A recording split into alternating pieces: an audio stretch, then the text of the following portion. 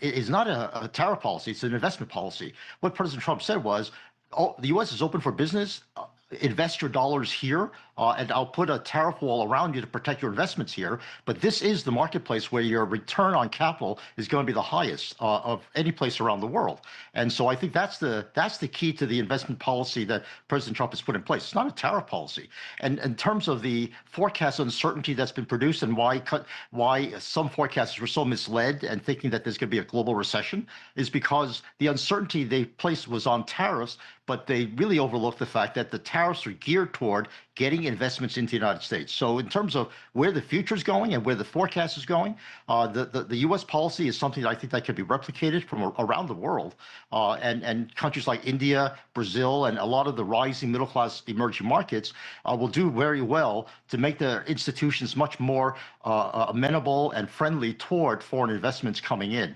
And I think that's the complementarity of investments in the United States with complementarities in India and Brazil and a lot of the other emerging markets will generate a system where global growth will be much faster in the future than it is in the past. And remember, the global trading system is reshaping itself from the one source manufacturing kind of globalization that we had with China at the center to one that's much more decentralized and much more multifaceted. And regionalization is really the key to trade in the future.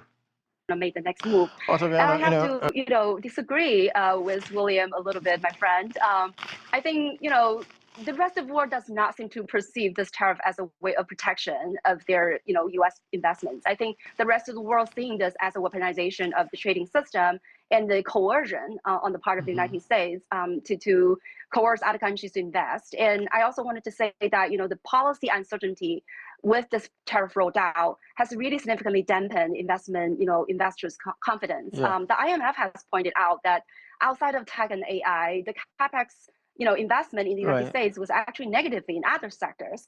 And, not to mention, I think finally, the policies, the other policies that Trump has implemented, like deportation of immigrants, putting $100,000 on H1B visas, roll back on green energy. None of this is helpful for manufacturing investments and revitalization. We have already seen 33,000 manufacturing jobs lost in 2025 this year so far. So I don't think the tariff is really the right tool to accomplish all the goals that Trump wants. Okay, let me just get William Lee's response to that. William Lee, I mean, the U.S. trade deficit remains the widest among the world's richest countries, despite attempts to close that. I mean, the Financial Times says that the United States is not expected to make progress in lowering its deficit from current levels.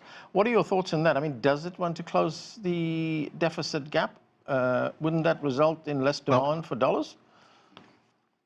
The tariffs themselves, right, are in the United States are nothing compared to the non-tariff barriers that the U.S. faces abroad. So in terms of dollar for dollar and measure for measure, the protectionism that U.S. faces is very little, much more than the U.S. is putting up in terms of its average 17% tariff rate. And Professor Yan tells a great story. Unfortunately, none of it's true. And the U.S.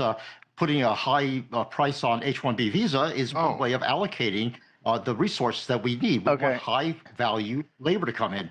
And like I said, tariffs themselves have been a great source of revenue to close the fiscal problem that Octavio pointed out earlier. So the tariffs themselves serve the purpose, and things are doing fine. I know you wanted to respond to something that William Lee said. We've got less than a minute. Go ahead. Right. Well, I mean, I don't want to make it into a debate about the U.S. economy. I do think that I agree with, the previous speaker that the U.S. has a lot of structural issues that cannot be resolved by simply imposing tariff. And I also think that, all these H1B visa fees and also the deportation of labor, again, according to the IMF, this is not a supply shock to the U.S. economy. It lifted the inflation rates, and it's not helpful for the U.S. to revitalize its manufacturing sector. Okay, that's where we have to leave it. Thanks to all of you for being with us. That is it for this edition of The Heat. I'm Anand Naidu in Washington.